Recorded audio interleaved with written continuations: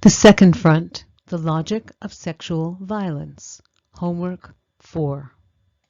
The second front, the logic of sexual violence in wars. Synopsis. Mass rapes have occurred in all modern wars, but not until the gender-specific atrocities committed in Bosnia-Herzegovina have they attracted worldwide attention. The household explanations given for rapes in the context of war are that they are a natural occurrence to be attributed to a male anthropology or acts of hordes run wild. This has prevented a deeper probing into the meanings and functions of collective sexual violence against women. The objective of this paper is to identify patterns of war crimes against women and to show that they have cultural functions. They destroy the physical and psychological existence of the women concerned and, moreover, inflict harm on the culture and collective identity of the whole group, ethnicity, or nation under attack. War crimes against women have a symbolic meaning and must be analyzed within the symbolic contexts of the nation and the gender system. 1.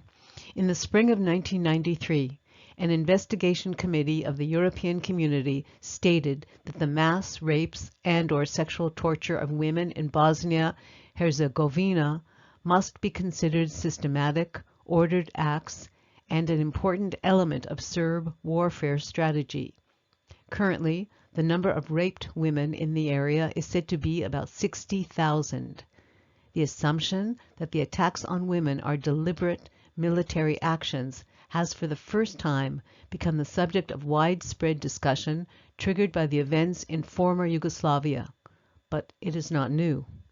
As early as 1971, an Indian novelist referring to the mass rapes in Bangladesh expressed his conviction that this was a premeditated crime. The rapes were so systematic and pervasive that they had to be conscious army policy. He suspected that the purpose was to create a new race or to dilute Bengali nationalism. 2. Mass rapes and sexual torture of women in times of crisis and war are not new phenomena. However, only since events in the former Yugoslavia have come to international attention has widespread concern focused on the question of how to explain the rape and sexual torture of women. It seems that the reasons for this awareness are found at two different levels. First, the establishment of camps explicitly intended for sexual torture obviously marks a new stage in the escalation of violence against women. Second, women now hold positions in politics, academia, and science, and the media, enabling them to make these incidents a political issue and to question the established, marginalizing explanations that have been offered. 3. The explanations of sexual violence against women in civilian life, as well as in war, with which both the academic community and the public have been satisfied for a long time, are, on closer examination, no longer tenable. They fall basically into two categories. One explanation, which even though it does not stand up to scientific scrutiny, possesses enormous ideological power, is the sexual urge argument. From an empirical viewpoint alone, this argument is highly contestable. For rape is committed regardless of whether the urge could be satisfied in a different way. Rape in war, as one member of the U.S. Army Court of Military Review in Washington explained, has nothing to do with the availability of willing women or prostitutes, for example in brothels. In the cultural vacuum of war, some men simply prefer to rape. This is confirmed by rape studies, which unanimously come to the conclusion that rape is not a sexual, but an aggressive act. That is, in the perpetrator's psyche, it does not fulfill sexual functions. What does, however, give him satisfaction is the humiliation and abasement of his victim, and the sense of power and dominance over a woman. Some studies, therefore, describe rape as a pseudo-sexual or an anti-sexual act. It has nothing to do with sexuality, but with the exertion of sexual violence directed against women. And finally, ethnological research reveals that rape is by no means equally common in all societies. Rather, there are rape-prone and largely rape-free societies. All modern Western societies can be considered rape-prone. Largely rape-free cultures, on the other hand, are found where, according to the prevailing Western opinion, proximity to nature or atavism is presumed to be closer than in our civilization, namely in smaller tribal societies. The idea that rape is an anthropological given, thus, results from a narrow, ethnocentric perspective. But that perspective is also ahistorical. From historical sources, it can be derived that at the beginning of early modern times, sexual behavior seems to have been less violent than it is today. There is also sufficient documentary evidence that epochs of particularly late marriage in the past were times of low rather than high bastardy.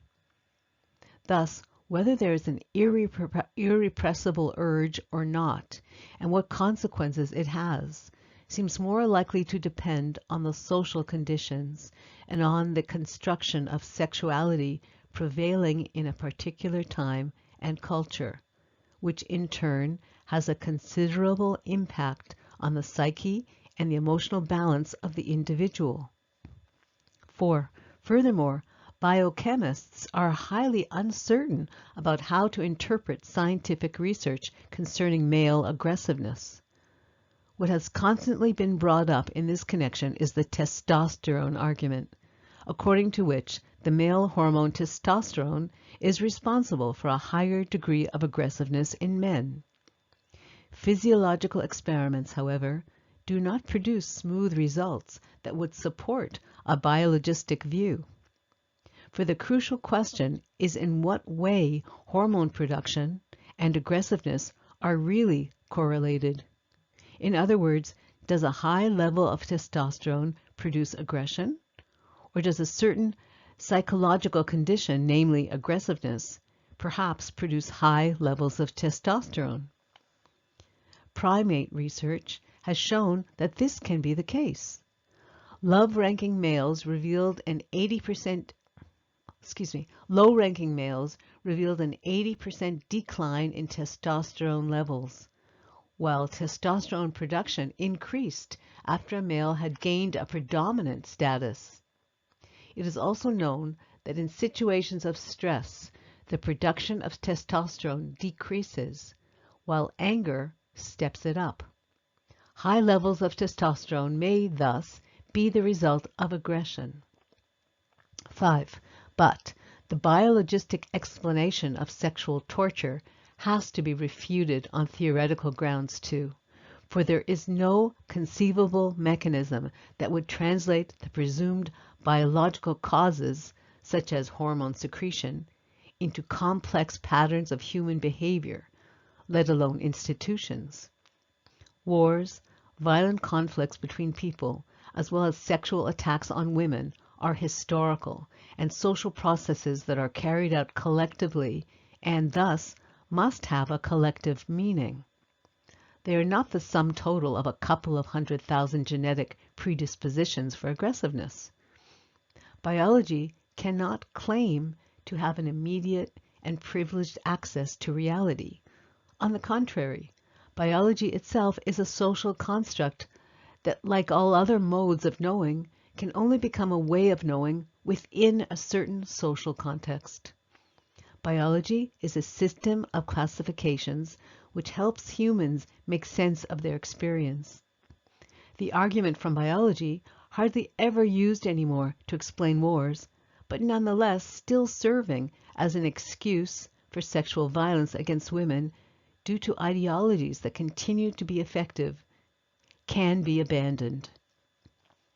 Another argument which tends to be brought forward chiefly by the military establishment is that acts of violence against the civilian population, and in particular wartime atrocities against women, are regrettable side effects of war.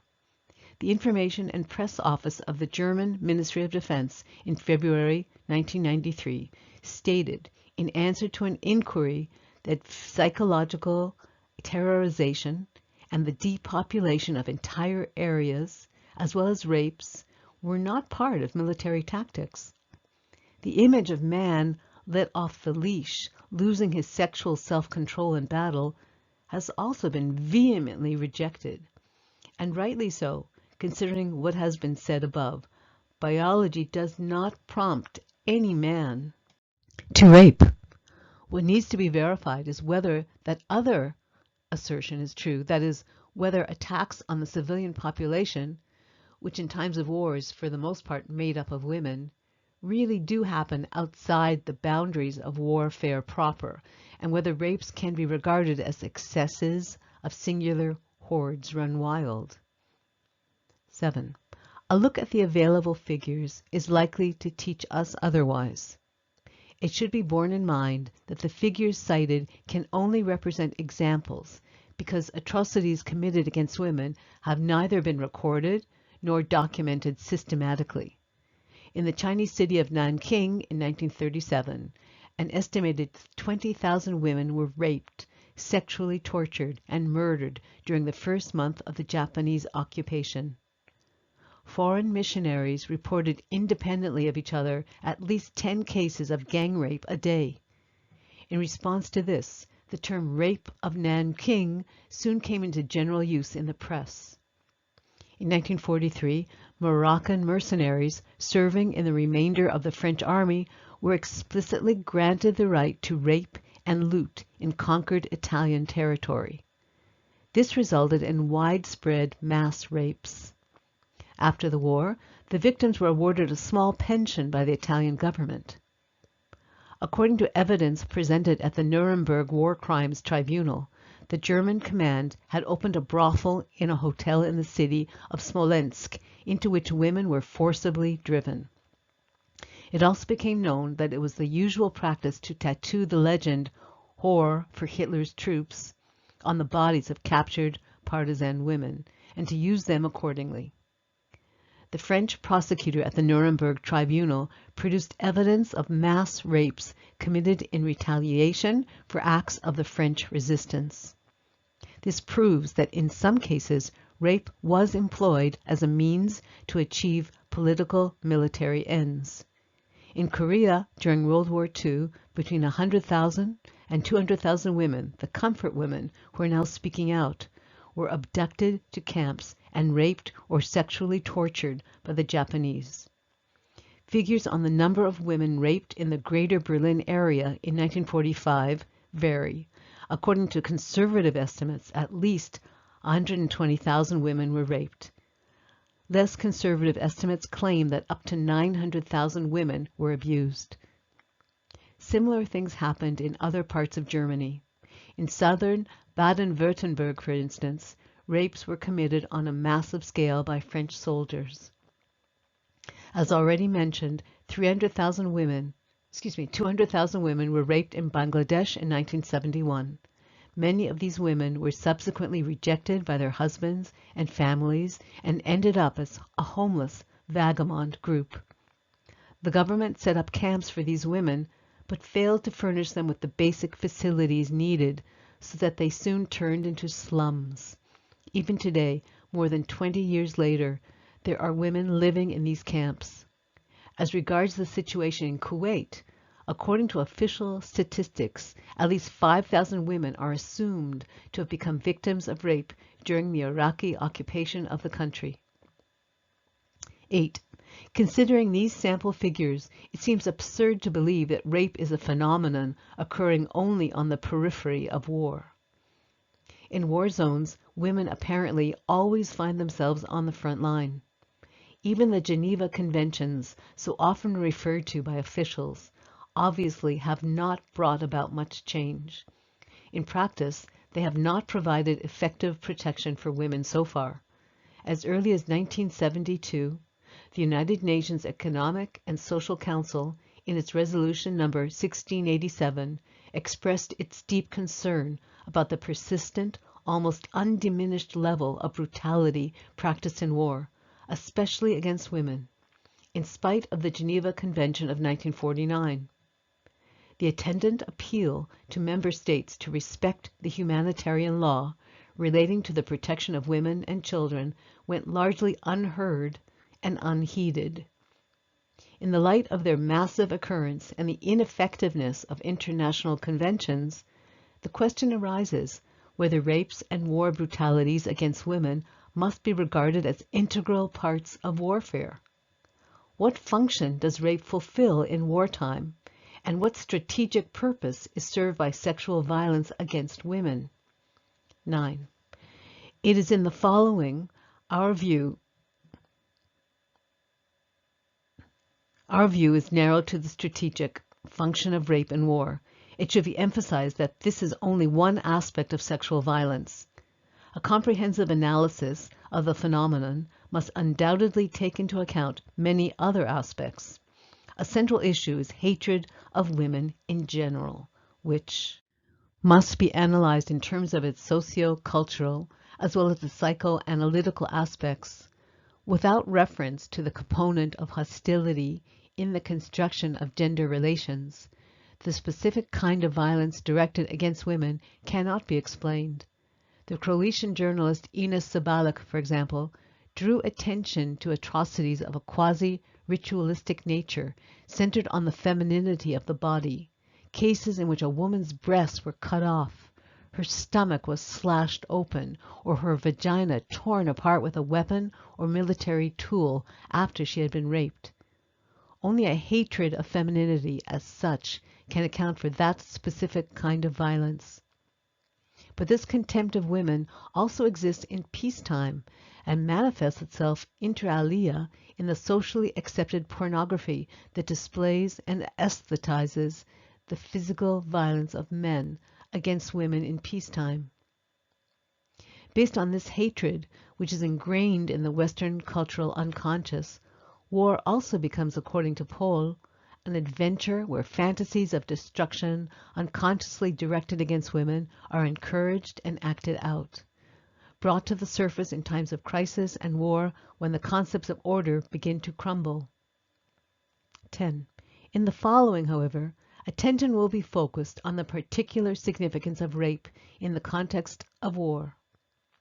The massive assaults on female civilians, as documented by the figures given above, have no more a place in official military theory than massive attacks on the civilian population at large. The accepted view is that unfortunately, but sometimes inevitably, it happens that civilians fall victim to acts of war. Warfare proper is considered to be the confrontation that takes place between soldiers. There is much to be said against this definition of war. 11.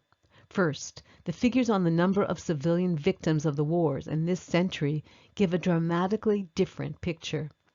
They attest to a worldwide, systematic involvement of the civilian population, mostly women and children. Far more civilians than soldiers were killed in World War I. In World War II, the former Soviet Union lost 9 million soldiers as compared to 16 million civilians. According to official statements, that ratio amounted to 1:5 for the Korean War and 1:13 for the Vietnam War. UNICEF data from 1989 indicate that in the wars fought since World War II, 90% of all victims have been civilians. In an analysis conducted in 1979, the ratio for future wars was assumed to be 1 to 100. Faced with these figures, one can hardly speak of a regrettable and unintended involvement of the civilian population. 12. Elaine Scarry has presented a brilliant analysis which sheds some light on the logic of the unintended involvement of the civilian population in warfare. She suggests that a careful distinction must be made between the ideal concept and the reality of war. War in its ideal form is defined as a conflict between male armies, and civilian casualties are depicted as unintentional byproducts of war. Scarry poses the reasonable question: if injury and death, even of civilians, designated the byproduct, what is the product? And answers it by saying that it is the thing every exhausting piece of strategy, every single weapon is designed to bring into being. It is not something inadvertently produced on the way to producing something else, but is the relentless object of all military activity. Given the fact that civilian war-related deaths far outnumber military casualties, the term byproduct is highly inappropriate both from a moral and an analytical point of view. By using words like unforeseen or inadvertent, civilian victims are reduced to insignificance in the context of the conflict, and their suffering is disparaged. This is also reflected in the difference that is made between civilian and military casualties. In the cultural memory, too, the loss of life among the civilian population, and in particular the wartime experience and sufferings of women, are dealt with in a completely different way than the fate of soldiers. The victims of rape are not included in the Nulik rite of mourning over the lost war. They are not admired as heroines and do not receive any compensation. 13. From an analytical point of view, such an approach obscures the fact that in reality the suffering of the civilian population, which consists, as must be emphasized again, largely of women, constitutes a crucial element of warfare. One of the primary goals in war, as Scarry points out, is the destruction or deconstruction of culture, and not necessarily the defeat of the enemy army. The deconstruction of culture, however, is achieved through injuring and destroying human beings, because this is the most efficient, most forceful way in which a decision can ultimately be brought about. 14. The termination of a war, or its outcome, is decided not so much by the victor's clear superiority, or in other words by his opponent's weakness and inability to influence the outcome of the war, as is illustrated by many examples. A decisive factor is rather a change of perception. That is to say, a war is usually ended when one side is willing to reverse its self-image and its collective consciousness. This reversal, however, is a highly difficult process. It is, according to Scarry, nothing less than world deconstruction brought about by the destruction of material culture, persons, and elements of consciousness. It is obvious that this world deconstruction would take place on a smaller scale if wars were fought exclusively between armies, and the civilian population remained uninvolved. Extending Scarry's line of argument, it can be assumed that with increasing democratization and participation of the population in politics, these processes of destruction become more significant than they were in the past, for example, in feudal societies. For the more a people identifies with its government or political system, and the more it is given a say in policymaking, that is, the higher the status achieved by vast portions of the population, the more important it will be from a military strategic point of view to affect as many inhabitants of a national territory as is possible, that is, as many individual identities as possible, by destroying their culture and their self-understanding. 15. Scarry is concerned with the function of physical violence and of the suffering and atrocities experienced in war by both men and women. Women, however, have a particular place in this logic of destruction. A research project which for the first time investigated the role of women in wars arrived at surprising results. The subject of the study was the position of women in the civil warring areas of Mozambique and Sri Lanka, and it turned out that female civilians were to an extreme extent exposed to acts of war. The women living in those areas perceived war as anything but a matter concerning only men or soldiers. The analysis revealed that it was civilians rather than soldiers on whom these conflicts focused. Sometimes they actually became the tactical targets of the operations. 15.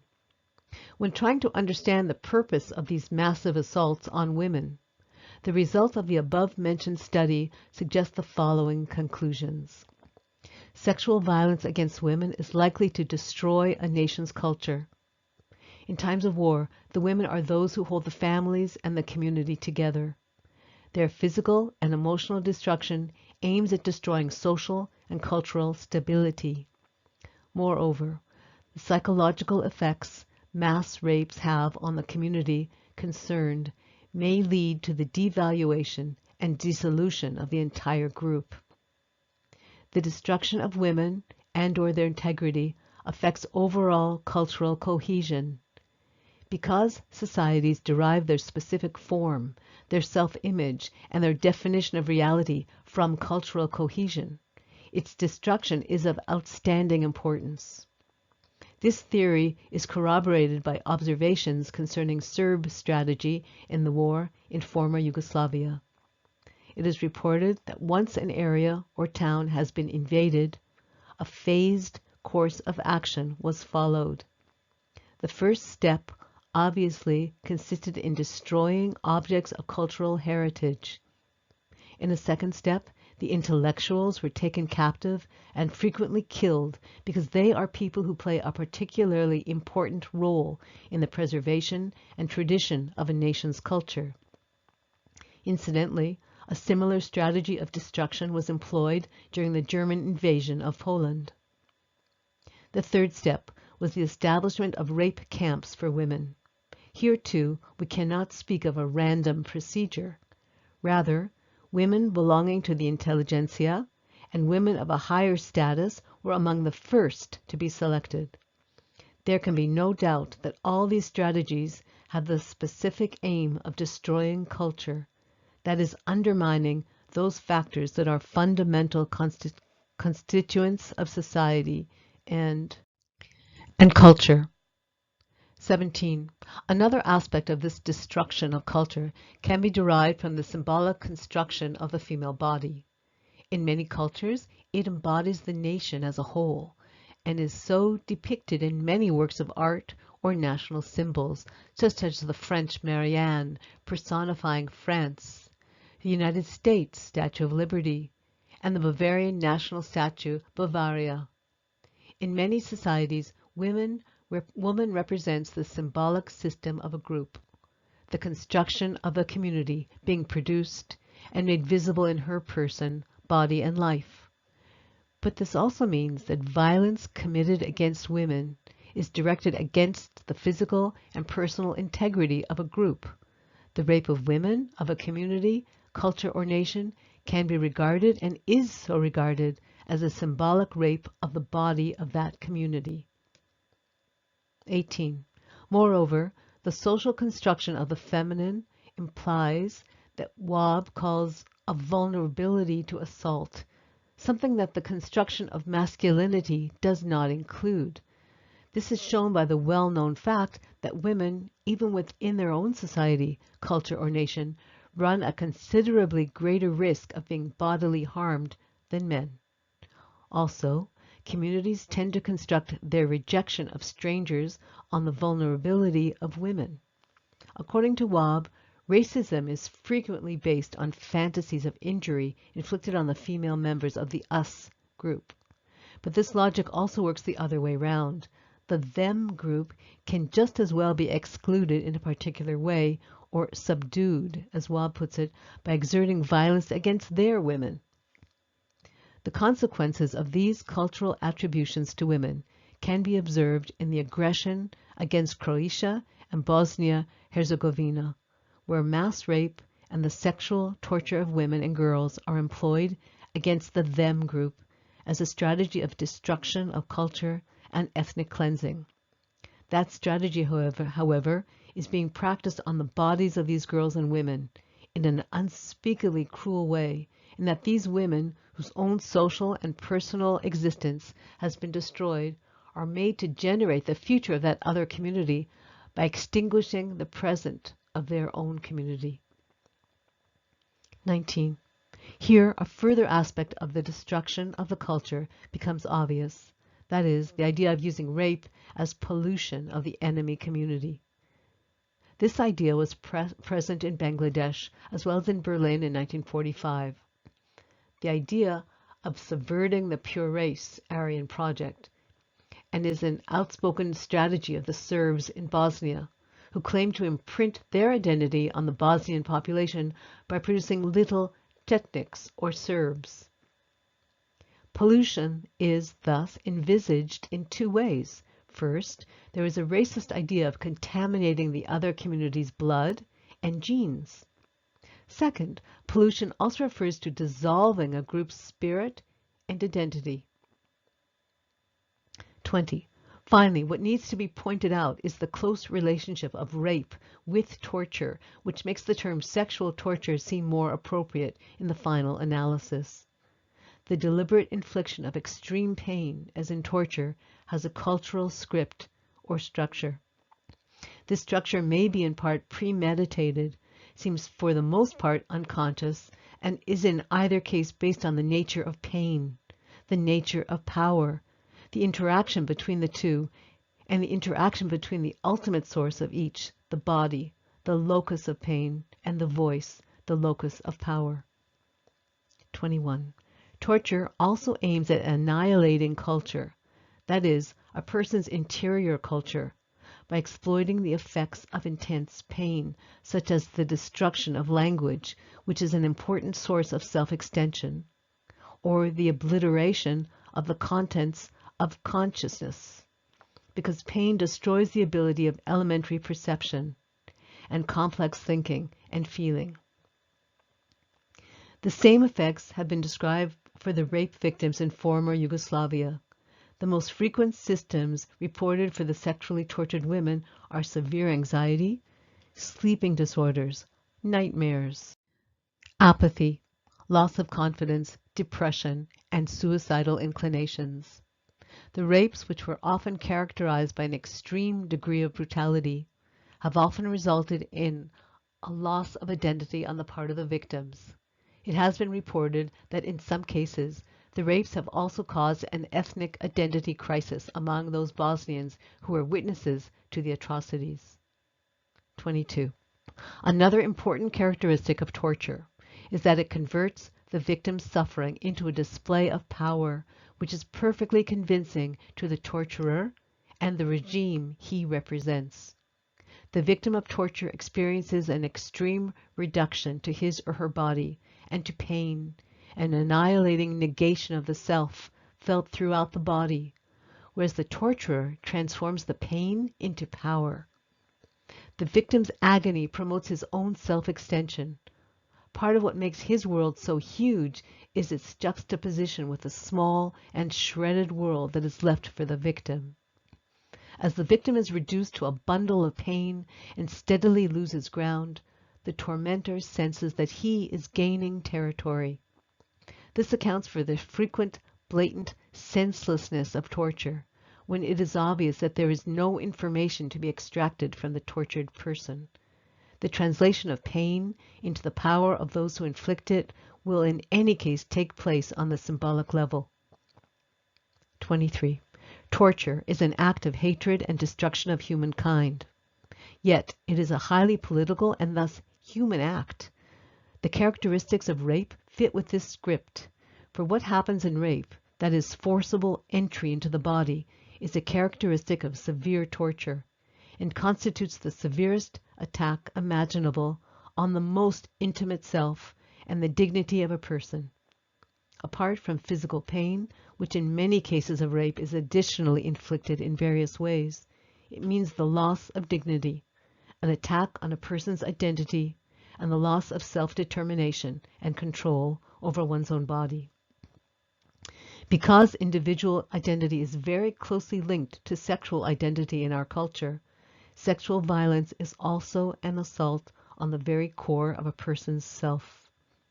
24. In the last analysis, rape is committed for the same reasons as torture. According to Scarry, torture is used whenever the power in whose name it is carried out is unstable. The stronger that power becomes, or the more it gains in reality, the more the incidence of torture will decrease. The reality of a power, therefore, no longer needs to be demonstrated by means of the incontestable reality of the sufferer's physical pain. The same motive applies in the case of rape. A comparison of low rape and rape-prone societies reveals that the occurrence of rape is particularly high where male power has become unstable.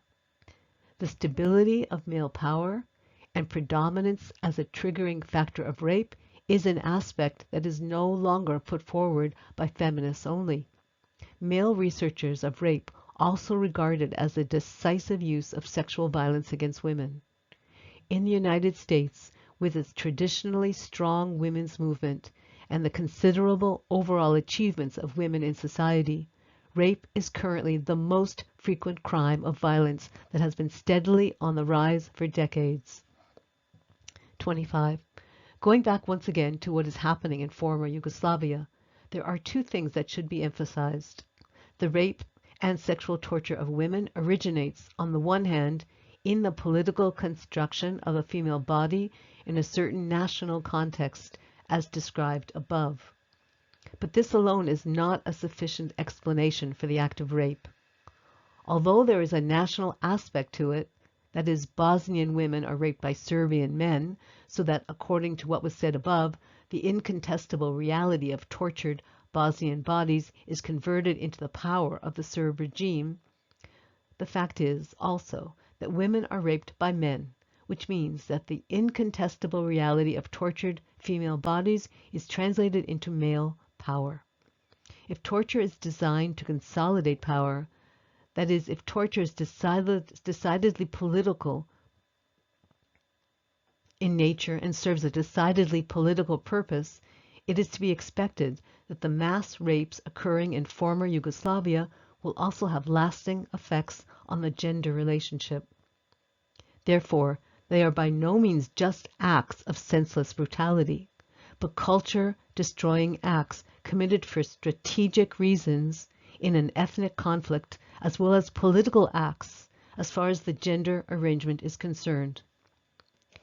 The political developments that this arrangement has undergone since hostilities began have already been described. 26. In an analysis of the situation of women in former Yugoslavia, Vlasta Jalusic from Slovenia writes of a disciplining of the national female body taking place in practically all the constituent republics of former Yugoslavia. The everyday climate is characterized by an all-encompassing men's world. You can smell it in the air, that sense of fraternity, that heroism.